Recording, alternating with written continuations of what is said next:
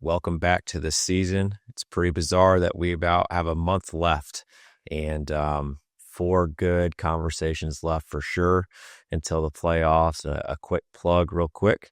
I had the privilege to be on Matt Hackenberg's show last night. He's someone that thrives in social media and coach training and program building. And he really helped kind of advertise the 5-out circle motion, which we'll talk about today, actually. But if you're interested, check it out on his YouTube page. We got to dive into me, which I hope is not super self-serving and egotistical. But as a host of a podcast, I try to bring my guests on and ask them about them, so I don't talk about myself a ton. So to be on the guest page, I got to kind of share myself. And I thought it was really cool. So check that out if you want. Today, we're going to break down Oconomowoc's game versus Mukwonago from a few weeks ago. It was a really good game. It was really tight. There's a lot of schematic questions I have for Jay. Let's get to it right now. Okay, so you guys started out in man. Early in the season, you guys were pretty heavily in that 2-3 zone. Why did you make that change? And then do you feel like that's probably a more permanent change for the rest of the year? Yeah, so first time we played these guys was the first round of games, basically in the third week of the season, and we were exclusively 2-3, like in that we call it MAC. We took it from Merrimack College, who plays it as well as anybody, and it served its purpose for us early in the season because we had a bunch of young guys that like weren't ready to play man defense, in our opinion, at the varsity level. Their intensity wasn't there yet. Their positioning, their communication wasn't there yet. And I'm not saying you still have to communicate in zone and get to spots and everything, but it's just a little simpler, more like clear cut, like you go here, this is your area. So we really tried to work the 2-3 as long as we could, and we thought we'd catch some teams off guard with it because we have never played it. So they weren't ready, to see it against us. So it bought us some time more than anything, to be honest with you. I hate to say that, but we needed time to work our man in practice and get it up to a point where it was like we could stay in it for longer stretches and be ready to go in it. And we feel like we're there now. Like we've had some really good stretches in our man against some teams that pretty good offensive teams. And we feel like that's more our comfort zone, playing man defense and locking in there. And again, I think the nice part is now our 2-3 becomes kind of in our back pocket as a maybe steal a possession here or sit in it for 2 or 3 possessions here and there throughout a game just to mix it up or change tempo. So that's kind of the idea behind it, I guess, why we did it that way.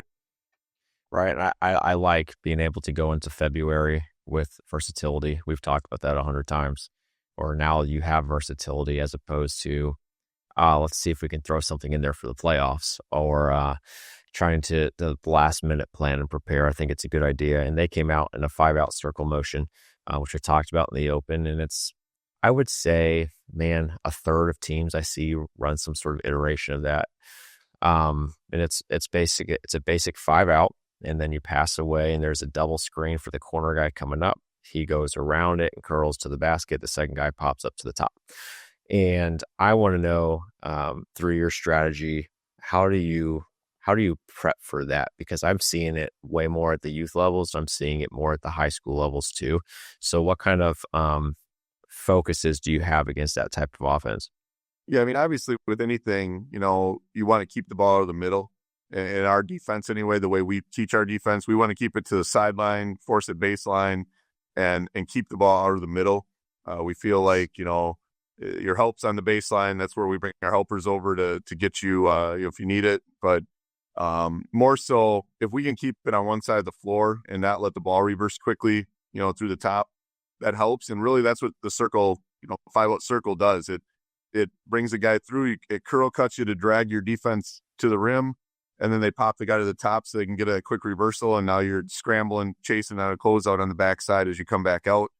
And so we, again, try to get the right stance on the ball, keep it out of the middle. And then, it's really communicating on that help side because, they do have 3 guys back there. Like you said, it's usually like a stagger with a guy coming off it that can either curl the first screen or the second screen, or they can pop to the top themselves. But you have 3 defenders back there. That means so the low man or the guy that's the last man over is our help side, first low help side guy there. And then we have the flat, we call it the flat triangle, is the upper guy toward the elbow. We're going to be in the help and find the shortcuts there. And a lot of times we'll just, with our personnel, we will switch all those screens. So one guy stays and protects the hoop, one guy protects middle, upper free throw line area, and then the other guy is going to switch out to the top and take away the reversal at the top of it. So that's kind of what we try to do. Mukwonago in this game posed some issues because they have a really good junior, Plockelman, who can just take over and go make plays, whether it's hitting a three or just physically beating you at the rim, posting you up. So, we had to try to be a little more shaded toward him and not as much helper with him. And I think, that again, that offense with the way he plays creates some challenges that you have to adjust your defense a little bit just to account for him, because he's going to get his one way or the other. He's a nice player. So I would say that I was very heavy into switching it at all three levels. So pretty similar, where if you can visualize a defender at the top level, a defender at the bottom level or middle level, which would have been about elbow line-ish, and then a defender about the block level. And it's really just take who comes to you because of the order and the pattern of a circle motion. They're going to send one guy down, they're going to send one guy up, and the last guy is going to be somewhat in the middle after the screen and get out. So as long as your teammates understand, if they can get to each level, there's really nothing they can do about it. And the one mistake I think, like I see high school kids make a lot in dealing with that 5-out offense on the help side anyway, is they don't sink deep enough so they have vision and can see both their man and the ball. And then that allows them to be faster communicators with each other. So a lot of times they're pushed too high up and then they're turning their head, and next thing you know, somebody's going to backdoor behind you and get a layup, because you didn't sink back far enough to keep everything in front of you and have your vision. And, that's something, again, with our guys, we're practicing every day right now at that help side D, get deep enough, see both, even like back to like youth basketball, get your guns out and point at your guy in the ball, it's like sit back so you can see that stuff. And, like I said, I think the better your vision is, the better your communication is, because now you're not spinning, you're not worried about your own situation. You're helping your teammates fight through their situation as well. So, I think that's what comes into you can't just decide, hey, we're going to start switching stuff this game. That takes practice, because even a switching defense, you still are responsible for help, and you're still responsible for beating a guy to the spot. You can't just get face cut. You can't turn your back. And I think a big mistake coaches will make is, hey, for this game, let's switch everything. It's like, it takes so much effort and practice to do that really, really well. Another thing that I wanted to ask you about in your offense specifically, there's a tricky post pass that comes out of a ball screen offense, because they might hedge it hard and the post will slip, or he'll roll hard after the screen. And you kind of have to make an quick overhead pass. You can't lob it because the backside defender will get over, or you've got to make a really good pocket pass. How do you teach that? Because passing is not a very well taught skill, in my opinion, in this day and age. So what do you do to teach those passing? This would be a great segment to bring Coach Fisher on, I'm telling you right now, because early in the season, our guards would come off that wing ball screen, and they would want to throw that little one-handed kind of over-the-top pass and not even check to see where the help side was, but just throw it. You know what I mean? And there would be times like on the bench or coming at halftime, like, Coach Fisher, we are done throwing that pass. Tell the guards they're not making that pass anymore. We're not making it. We're done. I'm just like, and he's like, I agree. And so we had a stretch early on where we just finally told our guards, like, when either you don't take any dribbles off it, you fake like you're going to use the screen and then come back to the low side and throw the bounce pass, right? So now you have that high head show, you come back and you get that guy on the quick slip or the roll, or make the reversal to the other big and go high-low there. They have a better angle. It's usually a big pass, so you got a little bit better vision over top of things. And that helped us a ton. Our guards started slowing down and not forcing that pocket pass or that over the top. We're reversing to that big, going high-low with our big to big. On the, we call them movers, but our other big is rising as the guy's rolling. And, we're looking to either pin or get a seal over the top. So we quit throwing it.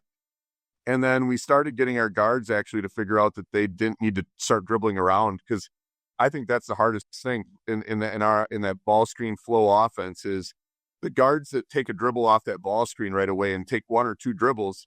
You're now, kind of magnifying the difficulty of this pass because you're trying to throw a pass out of a dribble, which is hard to do anyway, and it's less accurate, and you still have to pick your dribble up to get it here to make the pass, where if I just jab into it and bring the ball back up, I now got their hands down with a pass fake and then back over the top or up and then a pocket pass. It has to be repped up. It's one of those things like with any offense, you have to rep it up. And we've gotten better at it now. I mean, you saw a couple in that game where Platter slipped or ghosted the screen and we were able to throw it right away and hit him on time where he had time to catch face up and see the help side coming before he ran him over, right? And uses, have body control and go finish. And that's the thing we're preaching to those guards. It's like, find them early, find them right away so they have time to go make the play and see the help side or face up and find the basket at least. And we're doing a better job of that. We hit some really good ones. We still, now and again, we'll make that turnover, and I still give Coach Fisher a glance and be like, but we've been getting a lot better at it. We've been repping it up in practice, and I give Coach Fisher a lot of credit because it's something that we needed to make an adjustment on for our guys so that we weren't putting them in a bad situation and allowing them to make losing plays out of that ball screen and figure out what does a winning play look like? What does the a play that helps us get the ball moving in reverse look like? So he's done a really nice job of getting our guys on the same page with that stuff. It's essentially the same as a fadeaway shot. And you would go, please don't shoot a super fadeaway three-pointer because of physics. And it's the same physics in passing. If you're running full speed to one side and you're fading and you're throwing it to the opposite side, that's a really hard thing to do. Just as a human being, it's like a quarterback that's rolling to the left and he tries to throw across the body and everyone's like, don't do that. It's the same type of thing. And I was talking to a youth coach last week. We were talking about just basic passing. And I said, I'll never forget when Greg Gard came to the coach's clinic in the Dells and he went through his practice routine. They started with like 10 minutes of just kids, like almost like youth passing, catch, rip, step to the side, strong pass, catch, rip, step to the side, strong pass. And it was an iteration of that as it kind of built up. And they did this full court version where it was come to the ball, catch, jump, stop, rip, turn, pass over and over again. And I was like, if Wisconsin Badgers are doing that every day, it might be a good idea for us to do that too, because a lot of coaches will go with it, wasting time with passing drills, or it's just rudimentary. You should be able to do it. Maybe. I mean, you should know how to do it, but we don't. So, like, don't you do you do those? Because I know you're a Wisconsin guy. Yeah, I mean, that wasn't just for show at the clinic. Like, if you go to a Wisconsin practice, whether it was Bo Ryan back in the day or now Coach Gard, if you go watch their practices, they literally start with basic fundamentals of passing and catching every day, finishing around the hoop, basic finishing, like fundamental finishing around the basket. And again, to your point, I've said it for 19 years now. I'm like, if it's good enough for them at the Division I level with guys that are higher caliber and more skilled than my guys, then we can find 20 minutes a day to work on passing and ball handling in our practice. And that's usually our warm up, to be honest with you. We try to get 10 to 15 minutes. And you know how we practice. We get at a pace where, all right, this drill, let's go. Done. This drill, go. And the kids understand that we want to get in and out of drills quick, and we do drills that they know how to do. We don't introduce new ones just on the fly and waste time talking through them. We're going to get into practice and do drills we know how to do, and they're fundamental drills. They're ball handling and passing and finishing around the hoop. So I do feel like it's the difference in like having those basic fundamental skills. The difference is at the youth level, you're just learning the skill. When you do those drills at the high school level, you're now expanding on their ability and skills and making them sharper and hopefully doing it at a pace that's faster. So it's more varsity game speed ready. And then you go watch them at the college level, and it's literally the littlest tiny details that they're nitpicking on those guys to just get their their skill level to a point where they're not turning it over. Like you watch the Badgers over the years. I mean, they've been one of the lower turnover teams in the country every year. And it has a lot to do with the way they practice and work on the fundamentals. So I'm in Habits, agreement with you. I think it's huge. habits. One of the things I wanted to ask you about was there was a period, and I would call it the third quarter of the game, where both teams were kind of taking the first available shot, so the best shot. And in a world with no shot clock, to much chagrin, how much do you talk about like, hey, we've got an eternity to shoot versus let's be aggressive, let's shot hunt, because there is some tact to doing that. You don't want to be passive, but at the same time, you don't necessarily want to pull up 22-footer in transition every time either. Yeah, I mean, just backing up, I guess a little bit right before the half in the Mukwonago game, we our defense got us some easy transition baskets, a couple nice steals or in transition plays that led to us getting on about a 14-2 run to take a nice lead in the halftime. But I think more importantly, our offense in that same stretch, that final 3 minutes, the ball was moving and it got reversed several times to where we were getting open threes or open looks and knocking them down. And that was a really huge run for us. And again, our defense really stood tall and contested some shots that we needed to hold them to one shot or no shots that possession. So we go into half with a nice lead.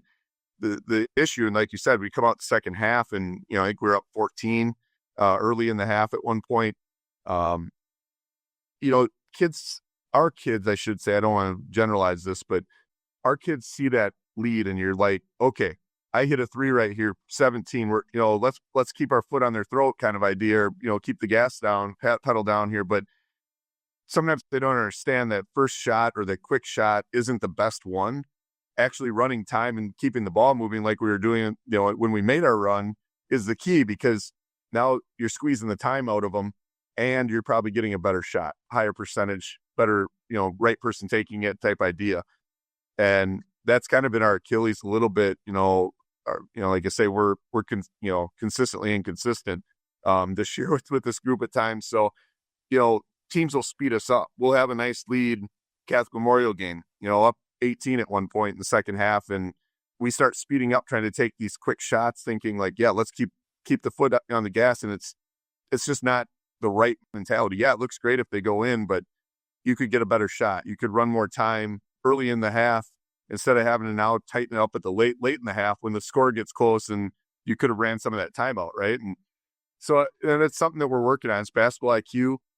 It's understanding what's a good shot for each individual player for them.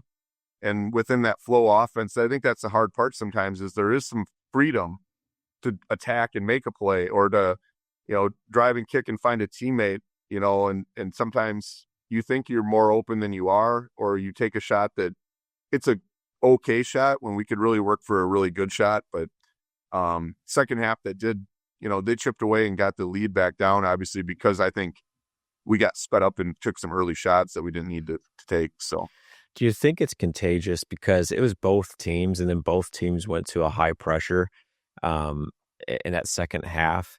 And I just wonder if it's like the game just feels so sped up and so sporadic, and I just got to take a shot. With the young team, with the veteran team, you go, okay, they're sporadic, but we're gonna calm down here. But both teams really amped up the pressure.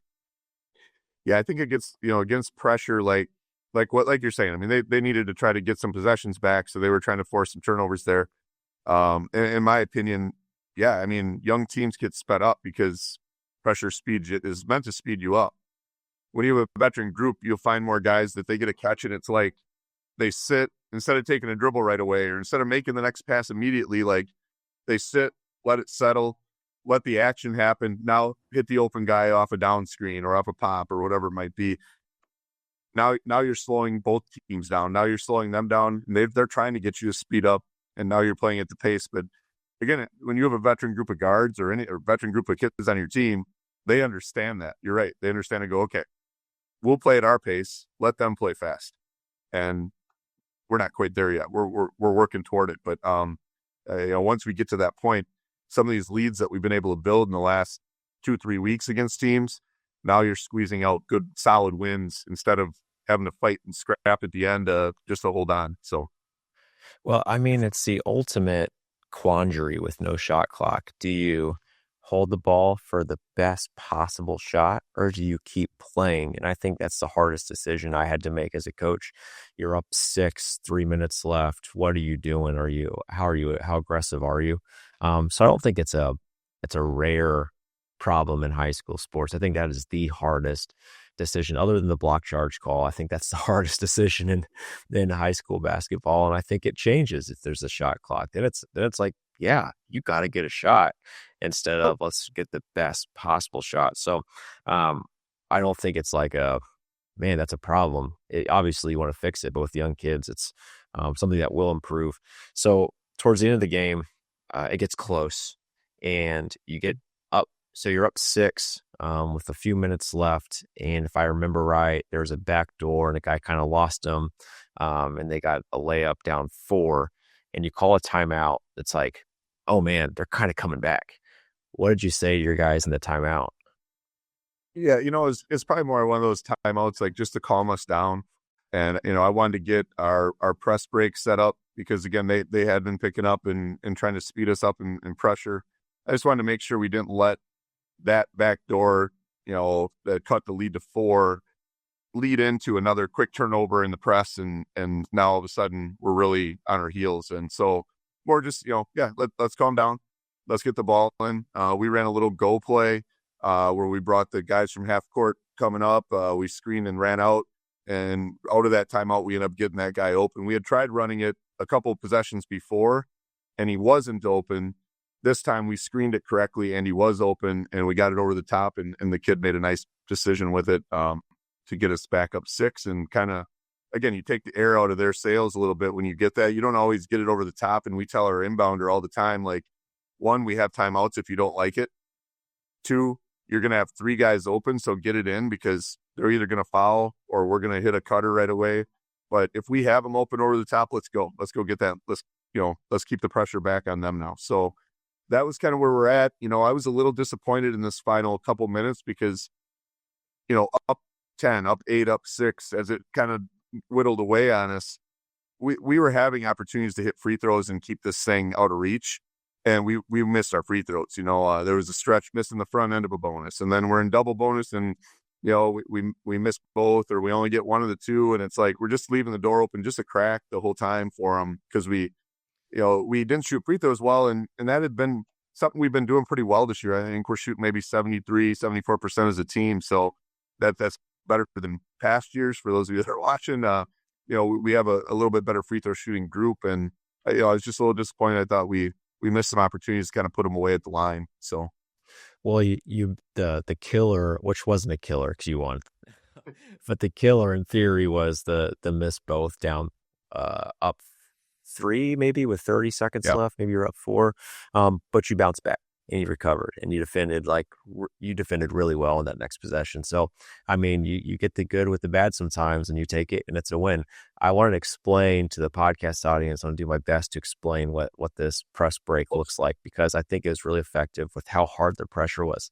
They had their help guy in front, which means nobody's on the back end should someone break loose. And every one of the 4 guys trying to break the press is being face guarded. So in theory, if you time it right and you run, you're getting a layup. And I think a lot of times we overcomplicate this and we catch the ball in the corner, we get trapped and we try to throw it back to the inbounder.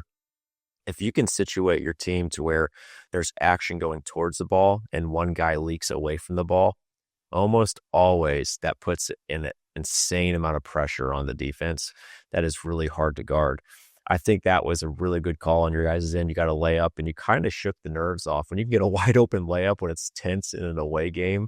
So I thought that was a brilliant call. Yeah, and actually you're exactly right. With the face guarding, one of the things that's key to that press break that we do, we start the guy that's going to break loose deep in front of the ball. So where the ball is being taken out, he's on the block and the other guy is on the free throw line. We actually have him set a back screen there or an up screen. And now because what are they going to do? They're going to switch, right? They're calling switches on everything. So he's setting a screen. That defender that he's screening is then trying to fight around because he thinks he's going to roll back to the ball on the opposite side. And then he just takes off and goes. So again, if they want to leave a guy back, then one of our bigs coming up who both are really good free throw shooters, are going to get a wide open catch with nobody uncontested, right? Which is the goal. You want an uncontested catch or you want the layup. And that's, Yeah. again, it's something we've done for a long time. That goes back to my college days. It's something we ran at Viterbo with Coach Wagner, and I've always just kind of kept it in my back pocket as something we can use to not just get the layup over the top. At people at home, that looks nice, and you feel good as a coach when you draw that up, and it's like, boom, yeah, we got that layup, But honestly, we could run that every time we break the press and run that guy deep, and just see how they adjust and guard it. Someone's going to be open every time if you do it right. So, Yeah, an unorthodox press break that I kind of stumbled into. It sounds really weird. So we'd line up all 4 guys at the half court line, and I had assigned 2 random guys to be forward runners and 2 random guys to be backward runners, so that it'd be just 4 guys lined up. And the help defender, I'm responsible for all 4 guys. I don't know which one's sprinting. And I don't know about you, but anytime you're in a race, it's like in football. The reason a wide receiver can beat a quarterback is he doesn't know where he's going and when he's going. So I'd be like, all right, you 2 are forward sprinters, you 2 are backward sprinters. And we'd change it up. It was just a foot race to go get the ball. And it sounds so basic, but it worked more than I just see so many teams try to break a press and they catch in the corners, or they catch so low and they really set themselves up. I was like, I'd be willing to bet if we just turned this into a foot race and you didn't know which direction you were racing in, that might work. So sometimes you just throw it at a wall and something sticks. And sometimes you just need to give kids space to go get that catch. Like, too often you see teams start way up there and just split and get open, and they're so pinned against that baseline. Like, if you, like you said, you start in the half court or behind, across the free throw line, like, now you have a little more room to work and have space on the catch, and you're not putting yourself in a rough spot up against the sideline or the baseline on the catch. So, that's kind of the goal with it, I guess, when no matter what you're doing press break wise. Right. So you got a month left, Jay. Last question. What are you guys locking in on this month? Yeah. I mean, like any cliche with coaching, like, we want to be playing our best by the end of the season, right? I mean, yeah. And that's really truly our focus right now with this group. We reassess where we're at with the team last week and kind of, reset our goals for this final month to just make sure we're all on the same page. We wrote them on the locker room board just so it's visual all the time. But, right now, tonight against Waukesha West, they're a half game behind us. We're a half game behind the 3rd place team. So we're in 4th right now, top half of the league. At 4 and 5. So we have 5 conference games left. 6 left with tonight. We like where we're at right now. We feel like one of our goals is finish in the top half of the league. And with where we've been and the ups and downs this year, like, feel like that'd be a nice accomplishment in this conference, being a really good league. And then trying to get ourselves in position for a nice playoff seed where we feel like we're going to have a good matchup. We know we're probably going to have to go on the road, but setting ourselves up to, again, get some wins down the stretch, get a little momentum building into the tournament. And like I said, I like where our team's at. We've gained a ton of experience and a ton of confidence. We talked earlier on this show, we lost that really good sophomore, 6'5" kid, Fish, with a partially torn ACL. His recovery has been ahead of schedule, so he's back in practice this week, going live now, and potentially can start getting some minutes again next week with, 7-8 games left. He's going to be able to maybe play the last 7-8 and then tournament for us. So, we'll see. That might be a nice to infuse him a little bit and have fresh legs coming in. But, so I'm excited. Our young guys are now, at this point in the season, they're not sophomores anymore. The guys that early on had some bumps, that had no varsity experience, sophomore, juniors, or seniors, are now figuring out that, hey, we're playing on the same page. We're together. We're starting to see the same things offensively. We're starting to talk more on defense. And that's what I'm excited about. And, I think we still have a couple more steps we can take this year with this group, like development wise and just confidence wise. But we have a month to do it. And that's what's exciting, coming down the stretch is we're going to play some really good teams in this stretch that are state ranked teams. And we're going to play some teams that, that are solid, do some different things. Like tonight, team that loves to play 1-3-1. We don't see a ton of 1-3-1. So this is one team we had to kind of specially prepare for their zone. And, that's the exciting part. You get to tournament time and you feel like, guys, we've seen a little bit of everything this year. Doesn't matter what anybody throws at us. We're prepared. We're ready, and we'll work out the details with you. But yeah, I'm excited to finish strong here this year, and one of our goals is just no back-to-back losses here. Try to keep ourselves moving the right direction and keep building, all the way to the end of this thing. And like I said, I like where we're at leadership wise. Our kids are showing up and working their butts off in practice still, which as you coaches that watch this know, that's hard sometimes when seasons are up and down, and it can be a struggle to get kids to come every day and work hard. We don't have that. Our kids show up, they compete, they're really loving coming to practice every day with each other, and that makes it enjoyable as a coach. When like you've put together this great practice plan and you're ready and you're excited, and the kids show up and give the same energy and effort, like that makes it worth it, and makes you feel good about where you're at. So I tried to tell the people the first or second episode that even though you're projected in the bottom two, you are not going to finish in the bottom two. And I don't want to put pressure on you. I don't want to talk you up too much here and get you guys unfocused, but you guys always at least finish in that middle to top. And I think that's a mark of a good program, is consistency. You're overperforming with the age group, and I think it's really cool. Before we head out, one quick plug, because I just remembered. Check out the Wisconsin W.